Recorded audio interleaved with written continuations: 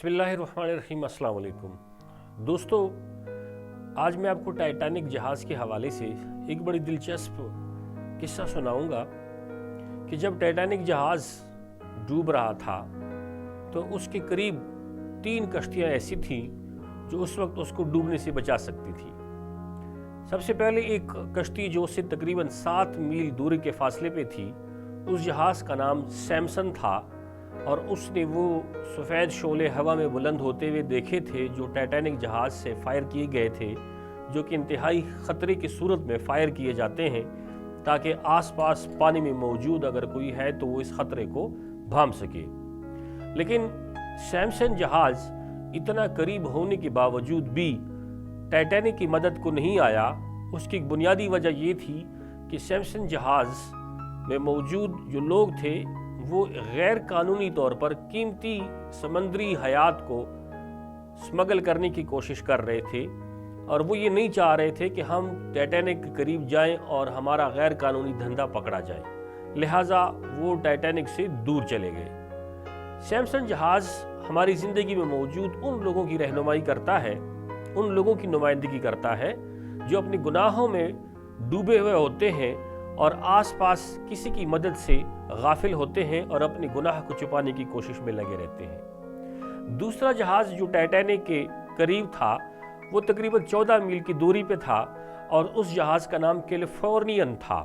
उस जहाज़ के कप्तान ने भी सफ़ेद शोले हवा में बुलंद होते हुए देखे थे, लेकिन उस वक्त वो बर्फ़ की चट्टानों में घिरा हुआ था और उन बर्फ़ की चट्टानों को काट कर टाइटैनिक तक पहुंचने में उसको मुश्किल पेश आ रही थी। लिहाजा कैलिफोर्नियन जहाज़ के कप्तान ने अपने बिस्तर में जाना मुनासिब समझा और सुबह का इंतज़ार करने लगा कि जब सूरज की रोशनी नमूदार होगी तो मैं फिर आसानी से अपना रास्ता काटता हुआ टाइटैनिक की तरफ चला जाऊंगा। कैलिफोर्नियन जहाज़ और इसका अमला हमारी ज़िंदगी में उन लोगों की नुमाइंदगी करता है जो दूसरों की मदद अपनी आसानी से मशरूत कर लेते हैं, यानी जब उनको आसानी होती तो मदद करते हैं, आसानी ना हो तो मुश्किल में मदद नहीं करते। तीसरे जहाज़ का नाम कारपेथिया था जो टाइटैनिक जहाज़ के उल्ट सिमत में जा रहा था और वो उसकी तकरीबन 25 से 30 मील के फासले पर था और उसका रुख जो था वो टाइटैनिक से उल्ट सिमत में था। उन्होंने रेडियो के ऊपर टाइटैनिक के मुसाफिरों की आहो बका सुनी और उन्होंने अपना जहाज़ का रुख मोड़ दिया और टाइटैनिक की सिमत में चल पड़े। उन्होंने सर्द मौसम और तूफ़ान की परवाह किए बगैर, बर्फ़ की चट्टानों की परवाह किए बगैर टाइटैनिक की तरफ वो चल पड़े और तकरीबन 2 घंटे बाद टाइटैनिक जब डूब रहा था तो उसके 2 घंटे बाद डूबने से पहले वो पहुंच गए थे और जो 710 लोग जिनकी ज़िंदगी बच गई थी ये इसी कारपेथिया जहाज़ के अमले और उसके कप्तान की वजह से थी।